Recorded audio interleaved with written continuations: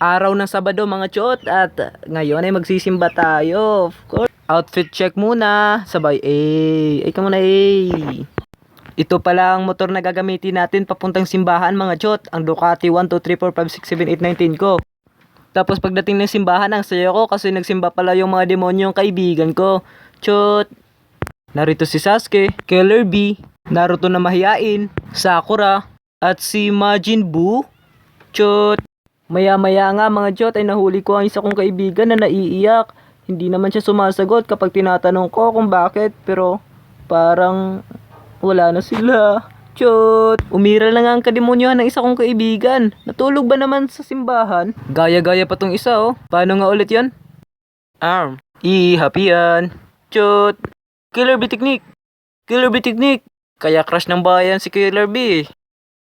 Pagkatapos nga ng misa mga chot ay agad ko nang kinuha ang Ducati 1, 2, 3, 4, 5, 6, 7, 8, 9, 10 ko para pumunta sa isa kong kaibigan.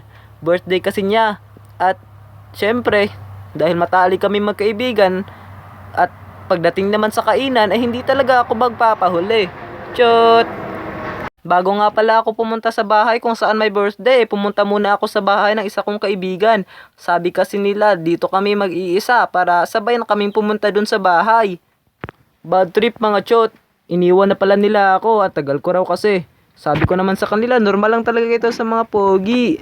Chot, yun na lang at sinundo ako na isa kong kaibigan para ituro ang daan papunta sa bahay kung saan may birthday. Kalipas nga ng ilang oras na pagbabiyahe mga chot, nakarating na kami sa bahay kung saan may bambam. Chot, hihiya pa talaga akong pumasok kasi ako yung center of attraction. Chot, ang saya ko pala dito kahit hindi kami kompleto magkakaibigan.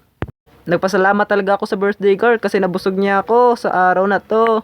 Chot, maya-maya nga lumabas na kami ng bahay para umuwi. Natatakot kasi yung mga kaibigan ko na baka sila yung pahugasin. Takot pa naman sila sa tubig. Chot! Amin ngang pag-uwi ay nabuo ang isang plano. Sabi kasi ng birthday girl gusto niyang pumunta sa Bayungan Dam. Kaya nagsilbi na rin itong gift namin para sa kanya. Bago kami pumunta sa dam ay bumili muna kami ng mga makakain. Pagkatapos nga namin makabili ng pagkain ay agad na kami pumunta sa Bayungan Dam. Malapit na kasing lumubog ang araw. Talagang mai-enjoy mo ang view sa dam na ito, sabay nguya ng masasarap na pagkain. Chut! Sobrang busog na namin sa mga oras na ito. Sa katunayan, nahihirapan na kaming lumakad dahil sa sobrang laki na ng tiyan namin. Chut! Sayang nga lang at may bagyo, kaya hindi na namin na-enjoy ang paglubog ng araw kasi natatakpan na ito ng makapal na ulap. Pero kahit walang araw ay na-enjoy pa rin namin ang weather kasi ang lamig at lakas ng hangin sa ibabaw. Hindi na nga kami nagtagal at nagpaalam na. Palubog na kasi ang araw at magiging madilim na. Malayo pa naman ang bahay ng aming birthday girl. Chot!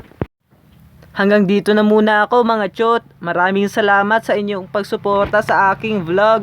Sana hindi kayo magsawa na gawin ito. Huwag kayong mag-alala at pagpapatuloy ko ang pagpapasaya at pagbibigay ng inspirasyon sa inyo. Chot!